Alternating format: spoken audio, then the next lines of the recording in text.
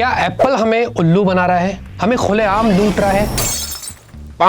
नहीं नहीं, तू बहुत अच्छा है, बहुत महंगा है यार। वाह क्या एक्टिंग कर रहा है।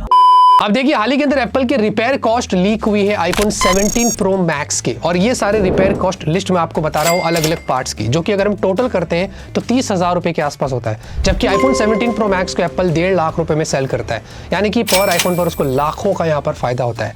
अब इसमें कितनी सच्चाई है उसके बारे में बात करते हैं। अगर हम इमेच्योर तरीके से सोचेंगे तो हमें ऐसे लगेगा कि अरे बाप रे, एप्पल तो कितना ज्यादा प्रॉफिट कमाता है पर आईफोन पर।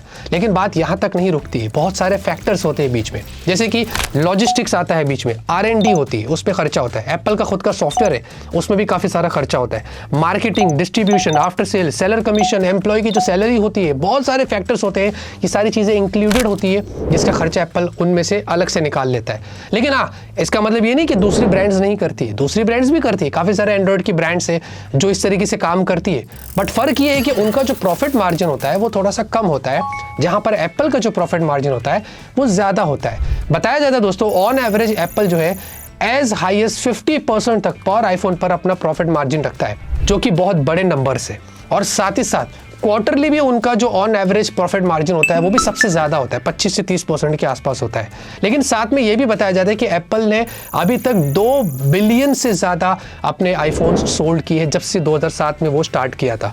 2016 में उन्होंने 1 बिलियन कर दिया था, और अभी तो उनके 2 बिलियन से भी ज्यादा हो गए। ये सब कुछ जोड़कर अगर उनका प्रॉफिट देखा जाए तो बहुत ज्यादा होता है। और ऐसे ही नहीं, वो 2 ट्रिलियन या 3 ट्रिलियन कंपनी के नाम से जाने जाती है। वैसे आप मुझे कमेंट में बताइए, आईफोन 17 प्रो मैक्स की एक्चुअल कॉस्ट आपके हिसाब से क्या होनी चाहिए, ये जरूर बताना।